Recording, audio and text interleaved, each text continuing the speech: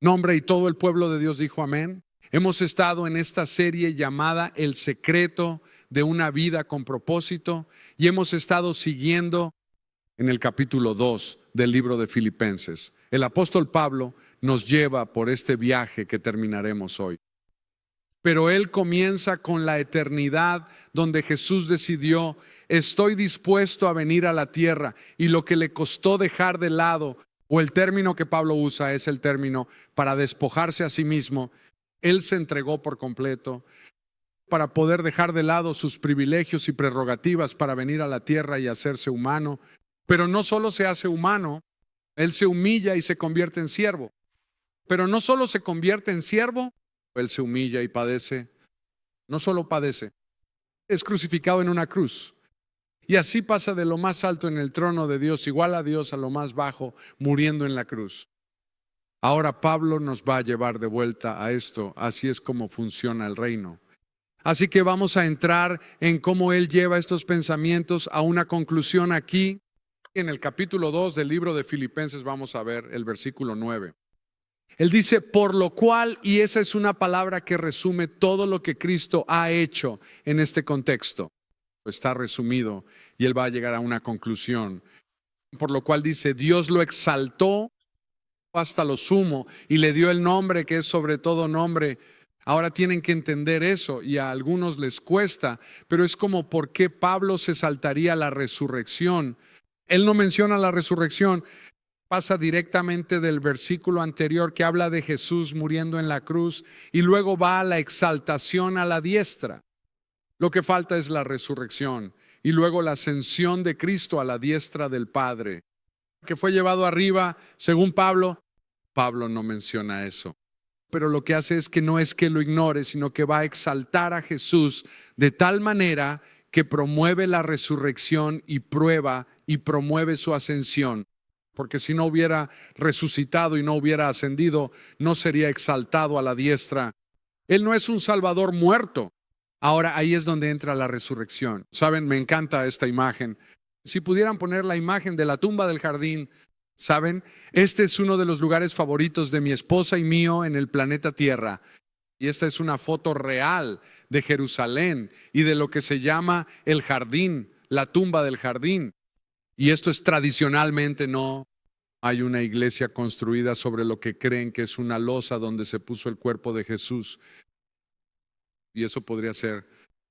Y simplemente no tiene ni de cerca el sentimiento que esta tumba del jardín, cuando he entrado en esa sala varias veces, déjenme ayudarles, no hay nadie ahí dentro. Está vacía. Ahora, no necesitan que yo se los diga, pero es poderoso. Estamos aquí parados. Y una de las razones por las que les muestro eso, solo para recordarles, para aquellos que ya saben, tengan los medios para hacerlo, habíamos planeado volver aquí en marzo. Y eso cambió con la guerra. Y así que tomamos una decisión de último momento y reprogramamos el viaje con la fe de que las cosas estarán mucho mejor. Habrá paz. Nunca será más seguro. Pero en febrero del próximo año volveremos a Israel.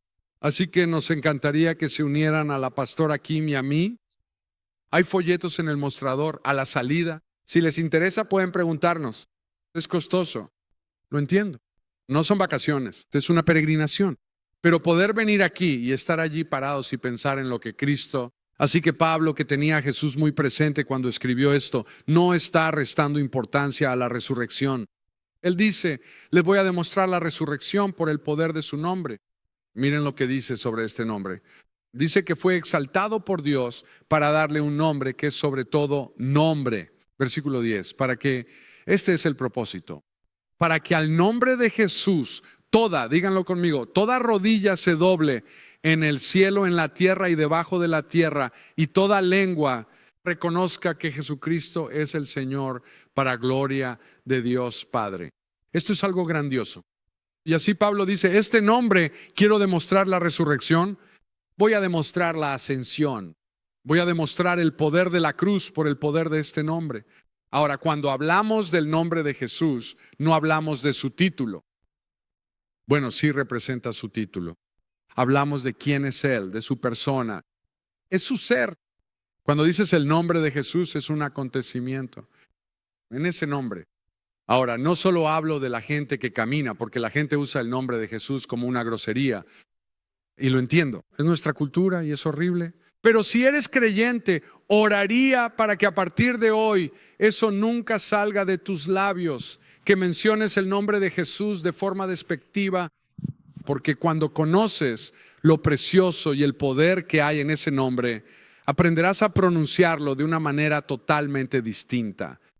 Y así el enemigo odia, ya saben, a alguien que escuché, un comediante cristiano. Hace años habló del hecho de que nunca escuchas a otros, entre comillas, dioses en una grosería. ¿Alguna vez han oído a alguien golpearse el dedo del pie y decir, oh Buda? Simplemente no sucede. Confucio, ya saben, simplemente no pasa. Mahoma, ya saben, quiero decir, Mahoma. Quiero decir, simplemente no lo haces, ya saben, es Jesús. Me pregunto por qué será. Porque Satanás odia el nombre. Odia el nombre de Jesús. Así que Pablo dice que toda rodilla se doblará. Así que no está votando aquí. Esto no es una elección.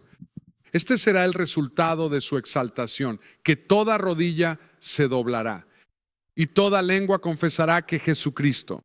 Ahora, si no has hecho eso, hoy podría ser el día en que lo hagas público, que con tu lengua confieses. Ahora, lo que quiero hacer es tomar unos momentos aquí y quiero hablar sobre el nombre de Jesús en 3 aspectos. El primero es que quiero hablarles sobre la promesa de su nombre.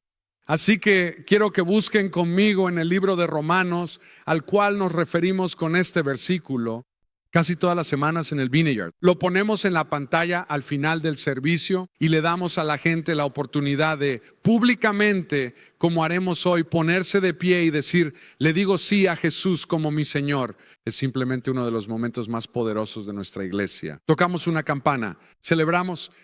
No se basa en nuestra tradición, sino en lo que las Escrituras nos amonestan. En el libro de Romanos, capítulo 10, miren el versículo 9. Que si confiesas con tu boca que Jesús es el Señor y crees en tu corazón que Dios lo levantó de los muertos, serás salvo. Porque con el corazón se cree para ser justificado y con la boca se confiesa para ser salvo. Como dice la Escritura, versículo 11, todo aquel que en él confía no será avergonzado, porque no hay diferencia entre judío y gentil. El mismo Señor es Señor de todos y bendice ricamente a todos los que le invocan. Porque todo aquel que invoque el nombre del Señor, díganlo conmigo, será salvo. No hay un sí condicional ahí.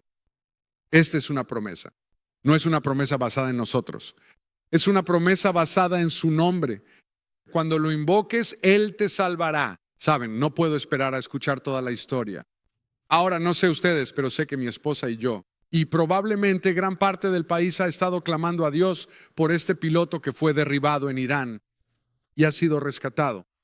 En Pascua, si aún no han visto ese reporte de noticias, pero qué gancho tan increíble. No puedo esperar, pero este es el asunto. La nación más poderosa del mundo puso todo su enfoque cuando ese piloto cayó y rescataron a varios, pero con cualquier tipo de baliza que tuviera, de cualquier forma que dijera, necesito ayuda, movilizaron a las tropas más comprometidas del mundo, cuya misión es la búsqueda y el rescate. Literalmente darán su vida para que alguien regrese a casa a salvo. Esa es su misión. Van a rescatar. Y si perdieran a 6 o 7 u 8 o 9 y rescataran al individuo, lo considerarían una victoria. Estas son personas que viven para dar su vida, para rescatar a sus hermanos y hermanas que están en peligro. Y hablas del poder, de la fuerza de un... Fue por uno, que lo dieron todo y rescataron. No puedo. ¿Quién sabía si su preciosa esposa en casa estaba de rodillas, tal vez sus hijos? Papi Jesús, por favor, protege a papi, mamá y papá, abuelos, pastores, gente de la iglesia. No lo sé, no conozco su historia. No digo que fuera una persona de fe. No lo digo, no lo sé. Lo único que sé es que había mucha gente de fe que clamaba a Dios. Pero déjenme decir esto. la fuerza de Estados Unidos y todo lo que hay, si intentaras clamar a Estados Unidos y al poder de este país para salvarte de tus pecados, no podría suceder y no sucedería. No hay cantidad de poder militar, no hay cantidad de aviones, no hay cantidad de personas capacitadas que puedan venir al rescate para sacarte de la muerte espiritual y la esclavitud. Es solo la promesa del nombre de Jesús. No hay bomba, no hay misil, no hay armas, no hay nada que pueda librarnos. Pero déjenme decir esto. Cuando susurras, la persona más débil susurra: Jesús, ayúdame. Él convoca más de lo que pasó al tratar de rescatar a los... Ustedes no conocen a los ángeles del cielo que se han posicionado, que Dios mueve esto, mueve... Hay algunos de ustedes aquí hoy porque la gente ha estado clamando a Jesús por ustedes. La gente ha estado diciendo: Dios, rescata a mi hijo, rescata a mi esposo, rescata a mis hijos, rescátalos. Y por eso, sea quien sea la promesa, todo aquel que invocar el nombre del Señor será salvo. Esa es una promesa con la que puedes ir al banco. No tienes que decir: bueno, todos menos yo. No, Jesús, su nombre, no solo su título, sino quién es Él, nos da la confianza de que si lo invocas, serás salvo. En segundo lugar, no solo hay una promesa en su nombre, hay poder en su nombre. Quiero que miren conmigo en el libro de Hechos, capítulo 3. Ahora, en el libro de Hechos, esto es después de que Cristo resucitó y ascendió al cielo, en el capítulo 1. A lo largo del libro verán el nombre de Jesús, el poder de su nombre, la sanidad, la liberación y la presencia en su nombre. El nombre de Jesús está en todo el libro. Solo quiero entrar en una historia aquí donde Pedro va a adorar y este mendigo dice: ayúdame, ayúdame. Pedro dice: no tengo dinero. Y el mendigo, ya saben, probablemente él dijo: pero te diré lo que sí tengo. En el nombre de Jesucristo, levántate y anda. Y adivinen qué, se levantó. Y luego hay algunos que solo quieren discutir cómo sucedió. ¿En nombre de quién? ¿Quién hizo esto? Ya saben. Y Pedro está respondiendo a eso. Y quiero que vean en Hechos 3, versículo 14, él dice: ustedes, le habla a la gente que lo está atacando. Dice: ustedes rechazaron al santo y justo y pidieron que se les soltara a un asesino. Mataron al autor de la vida, pero Dios lo resucitó de entre los muertos. Somos testigos de esto, dice Pedro. Ahora, versículo 16, es por la fe en el nombre de Jesús que este hombre a quien ven y conocen fue fortalecido. Es el nombre de Jesús y la fe que viene por él lo que le ha dado esta sanidad completa, como todos pueden ver. Ahora deben entender esto. Pedro dice: esto no es magia. Esto no es magia cristiana. Esto no es una especie de fórmula religiosa o encantamiento, o ellos están, ya saben. La gente hace todo tipo de cosas religiosas, lo hacen en el nombre de Jesús. Dicen Jesús, Jesús, Jesús, y esto no es religioso. Esto es presencia del poder de Jesús en su nombre. Cuando pronunciaron su nombre, Él estaba allí. Es tal como cuando lo invocas, Él viene en salvación. Él vino y liberó a este hombre. Saben, una historia que a mí me ayuda a entender el poder de un nombre. Saben, crecí en el condado de Lee, Fort Myers, y en mi adolescencia temprana, a los 12 o 13 años, jugué en un equipo de fútbol americano, Pop Warner, llamado los Fort Myers Rebels. Ellos lo fundaron para competir contra un equipo de East Fort Myers que estaba invicto. Y eran bastante arrogantes al respecto. Pero la diferencia entre Fort Myers y East Fort Myers es que en East Fort Myers eran todos blancos. En Fort Myers habíamos empezado a unirnos y nunca había ido a la escuela con un afroamericano y mucho menos con una persona hispana. Y así, empezaron a integrarse. Y nuestros entrenadores tuvieron la sabiduría de decir: queremos a todos, que los mejores jugadores vengan a jugar. Y el nombre de nuestro entrenador era el entrenador Jim Smith. Él era un liniero, trepaba postes de teléfono y arriesgaba su vida. El entrenador Mullins, nuestro entrenador defensivo, hacía lo mismo. El entrenador Lassett, teníamos linieros para... Estos son hombres voluntarios. pero pusieron el temor de Dios en nuestros corazones, niños de 12, 13, 14 años. Yo nunca al entrenador Smith lo venerábamos como a Dios. Digo, no conocía a Dios entonces, pero era entrenamiento de la vieja escuela. O sea, lo que él decía, no se debatía, no lloriqueabas, no te quejabas. Él era, pero nos llevó casi a un campeonato nacional. Ganamos 33 juegos seguidos en 3 años y empatamos con el equipo número 1 de la nación. Así que pudimos ser el número 1, pero quedamos en el número 2 de la nación.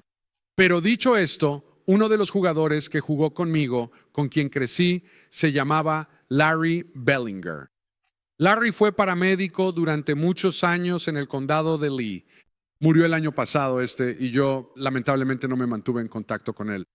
Pero el entrenador Smith, de quien les cuento la historia, también está en el cielo. Conté esto en su funeral. Pero cuando yo era un niño, Larry, que jugaba conmigo, fue con un amigo, coleccionaban reptiles. Y ellos salieron. Donde está el aeropuerto ahora, no había aeropuerto en ese entonces. Esto es el viejo Fort Myers. Y salieron a cazar serpientes. Ahora, no buscaban serpientes de cascabel, pero eso fue lo que encontraron. Se toparon con una serpiente de cascabel gigante. Llevaban puestas zapatillas de tenis. Que por cierto, después de que esto sucedió, mi papá fue y me compró un par gigante de botas para serpientes. Y a mi amigo que se suponía que iba a estar con ellos, que no fue, su papá le compró. Llegaban hasta las rodillas. Mi papá las compró 3 tallas más grandes, porque costaban $70 en aquel entonces. Serían como 700 hoy en día. Eran simplemente unas botas para serpientes enormes. Tuve que usar 4 pares de calcetines hasta que crecí para que me quedaran. Pero de todos modos a Larry lo muerden. Determinaron el tamaño de la serpiente por el ancho de los colmillos. No lo mordió una vez, lo mordió 2 veces, una en cada pierna. Determinaron que la serpiente medía mucho más de 6 pies. Hablas de una cascabel de 6 pies, sería casi tan ancha como, enorme. Y antes de que se dieran cuenta lo había atacado. Así que su amigo que está con él lo levanta, se lo echa al hombro y corre 2 millas. Salió en la prensa, era un Boy Scout, el chico que lo cargó. Salió en Boys Life, la revista de los Boy Scouts. Fue algo heroico. Él lo llevó a un lugar seguro. Pero bueno, cuando llegó al hospital le inyectaron un suero antiofídico. Y cuando lo hicieron, su cuerpo colapsó y tuvo una reacción total. Era alérgico al antídoto. Así que estuvo en estado crítico durante varios días. Cuando salió de eso, dijeron que tal vez no volvería a caminar. Y entonces él, fui a verlo al hospital. Y sus piernas estaban hinchadas, parecían piernas de elefante. Y apenas se le veían los dedos de los pies. Estaban tan hinchados, partidos, la piel simplemente, y yo solo, no sé. Solo soy un niño rebelde de 13 años. Larry es un año mayor que yo. Probablemente tenía 15 años. Tenía 1 año y medio más. Y sin que yo lo supiera, entra el entrenador Smith, nuestro entrenador al que venerábamos. Y tienen que entender quién es él en nuestra vida. Este es un hombre que, ya saben, habíamos practicado, tuvimos 3 años, él era nuestro dueño. Y todos los otros equipos detenían su calentamiento cuando entrábamos al campo. Si alguna vez vieron Duelo de Titanes, era muy parecido a eso. Era simplemente, él sacaba lo mejor de los jugadores que pudieras imaginar. Y entonces entra en la habitación. Como que me reconoce, pero está allí por Larry. Y el apellido de Larry es Bellinger. Y el entrenador se acercó al borde de su cama, lo miró y dijo, Bellinger, mueve esos dedos. Yo me quedé como... Literalmente me eché hacia atrás contra la pared. Y yo podía sentir la autoridad en eso. De nuevo, no es un médico. No es una enfermera amable tratando de dar ánimos. Era un hombre al que él veneraba, hablando con una autoridad que él respetaba y aceptaba. Y Larry empezó a temblar. Su rostro se cubrió de sudor, esforzándose con todo lo que podía. Y entonces el entrenador Smith lo miró de nuevo. Dijo, Bellinger, dije que muevas esos dedos. De repente se lo digo, soy testigo. Vi cómo sucedía. Empezaron a moverse. Él empezó a llorar. Yo estoy llorando.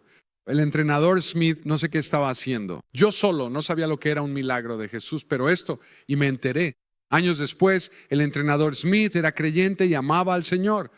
Y así, en ese poder, en ese hablar, estaba el nombre. Déjenme ayudarlos. Es una ilustración para decir que cuando Jesús habla, cuando ustedes pronuncian su nombre, Él viene y aplasta la cabeza de la serpiente. Cuando pronuncian su nombre, Él aplasta la cabeza de la serpiente. ¿Estamos en sintonía? Aquí vamos. Mi imagen favorita de este año, Él aplasta. Así que piensen en ese pie. Dirán, oh, ese es Jesús. No, no. La Biblia dice que Él aplastará la cabeza de Satanás bajo nuestros pies. Esos son los pies de los discípulos. Ese es tu pie. Ese es mi pie. Y el poder no está en el pie. Está en el nombre de Jesús, en caminar en ese nombre. Cuando susurras el nombre de Jesús sobre los espíritus que te atacan, el veneno que te han inyectado, las tentaciones que te lanzan, la opresión que te invade, las mentiras que te atacan, la ansiedad, la depresión, la falta de esperanza, la desesperación. Si puedes pronunciar el nombre de Jesús con fe, no solo Jesús, Jesús, Jesús, no de forma religiosa. Hablo de hacerlo con una fe genuina. Jesús, ayúdame. Boom. Quiero decir, así es. De nuevo, no lo sientes cuando lo dices. Si lo sintieras, podrías pensar que el poder está en ti. Cuando pronuncio el nombre de Jesús sobre una situación oscura, sobre una situación difícil, cuando digo el nombre de Jesús, no, rara vez siento que rebota hacia mí. Así es como el enemigo quiere que te sientas. El enemigo quiere que pienses que ya sabes nada. No, esa es una forma. ¿Por qué? Porque él teme al nombre de Jesús. Si quieren tener una pequeña experiencia, la próxima vez que estén en una reunión, una fiesta, ya saben, y quieran divertirse un poco, solo digan, disculpen, me gustaría hablar del Señor Jesús un momento. Ahora si dijeran, oigan, ¿podemos hablar de Dios?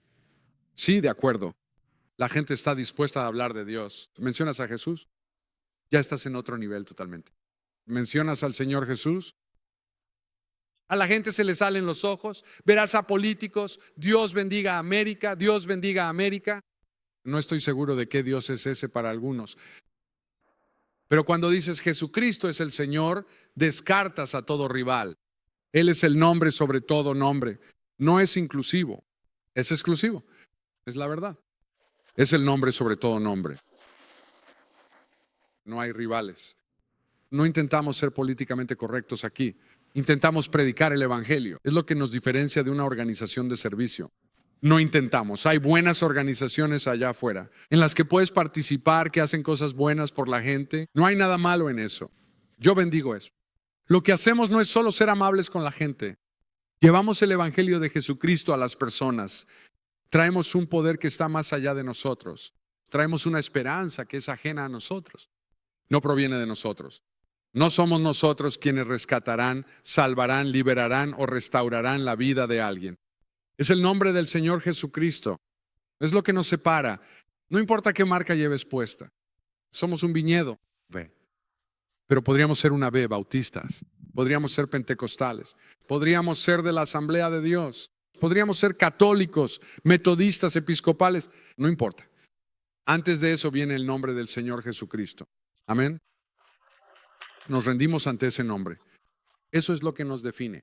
Por eso el pastor Kim oró por los creyentes latinos. La reunión de Vineyard con Costa de Sudáfrica. Diferente idioma, diferente color de piel, diferente. Pero el mismo Jesús, eso es lo que nos identifica. El poder en ese nombre. Cuando Jesús te mira, como el entrenador Smith a Bellinger, y dice, Bellinger, mueve esos dedos. Cuando te mira y dice, confía en mí, vas a salir de esta. Créele. Cuando dice levántate, deja de revolcarte en tu autocompasión. Levántate. Sé fuerte. Cuando Él te habla, Él tiene la autoridad y luego te da la responsabilidad de hablar por ti mismo. No puedes solo decir, Jesús, usa tu nombre y ayúdame. A veces tú tienes que usar su nombre. Tienes que sacarlo de tu boca. Cuando pronuncias su nombre, se crea una atmósfera y un evento totalmente distintos. A veces lo mejor que harás por tus hijos, sobre todo cuando duermen, es entrar y orar el nombre de Jesús sobre ellos, especialmente cuando son adolescentes. No los asustes cuando estén despiertos, eso los asustaría. pero espera a que se duerman. Entras, ellos no lo saben. Solo extiendes la mano y dices: Padre, en el nombre de Jesús, este niño te pertenece. Ató todo lo que Satanás intente hacer para robárselos. Ató toda mentira de sus mentes. Ató toda adicción en la que intenten verse envueltos. Jesús, ahora de nuevo, no lo hagan de tal forma que se despierten y los asusten. Ese no es el punto aquí. Mamá y papá están locos. Mamá y papá están locos. Pero simplemente pueden hacerlo con sutileza. Y oren en el nombre de Jesús. Mi esposa tenía un dolor intenso el viernes por la noche. Pensamos que tenía un cálculo renal, pudo ser. Pero puse mis manos sobre ella. Soy su esposo, no porque sea un pastor. Es porque soy un cristiano. Puse mis manos sobre ella donde le dolía y oré por eso. No sé si Dios escuchó eso, pero cuando la iglesia se reunió el viernes y oró por ella, al llegar a casa, el dolor se había ido. Quiero decir, fue un milagro de Jesús para mí. Él dijo: cálculo, vete. Y yo dije: vamos, estoy bien. No me atribuyo ningún mérito porque fue después de que la iglesia oró, no fue. Pero la verdad es bueno, pues. No sientan que bueno, no soy lo bastante bueno. No están orando en su propio nombre.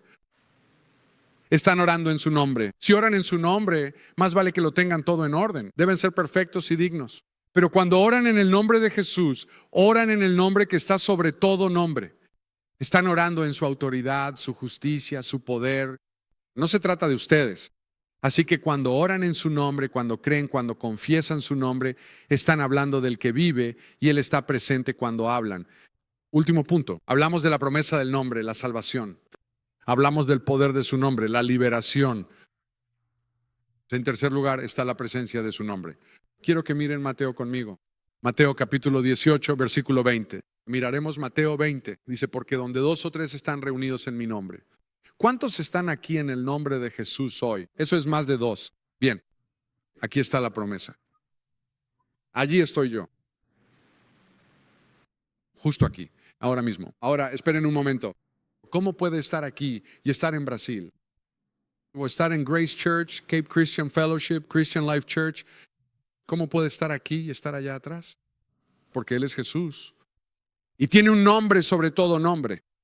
Ya no hay límites para Él. Su autoridad y poder gobiernan. Y cuando venimos en su nombre, eso es lo que nos hace diferentes. No es que nuestra banda sea mejor que ninguna, aunque los amo y no los cambiaría por nadie. Pero no es la calidad del canto y la música, es el nombre de Jesús el que es exaltado en ella. Y cuando exalta su nombre, Él se hace presente. Tuvimos a una dama el viernes por la noche sanada durante la adoración. 2 años de dolor de cabeza, 2 años. No podía sentarse en la iglesia. Le pasaba más en la iglesia que en cualquier otro lugar. Simplemente le daba este dolor de cabeza punzante. Se le quitó durante nuestra adoración. Nadie oró por ella. La presencia de Jesús en su nombre. Cuando Él está presente, hay sanidad, hay perdón, hay limpieza. ¿Saben? Cuando adoramos pasan más cosas de las que verán jamás con el ojo natural. Hay personas a su lado que se están reconectando con Dios. Hay personas siendo purificadas diciendo: Señor, lo siento, me he alejado de ti. Hay personas que están renovando su esperanza. Hay personas que están encontrando un nuevo sentido de cercanía con Dios. Y todo esto sucede y no puedes verlo. La persona podría estar ahí parada y podrías pensar: bueno, no le está sacando provecho. Sin embargo, están teniendo este increíble encuentro con Dios en su interior. ¿Por qué? Porque en su nombre, cuando nos reunimos y congregamos en su nombre, ahora no significa que no esté contigo cuando estás solo, pero simplemente no es el mismo sentimiento. No tengo la misma vibra y sensación cuando estoy solo, esforzándome por oír a Dios, esforzándome por adorar.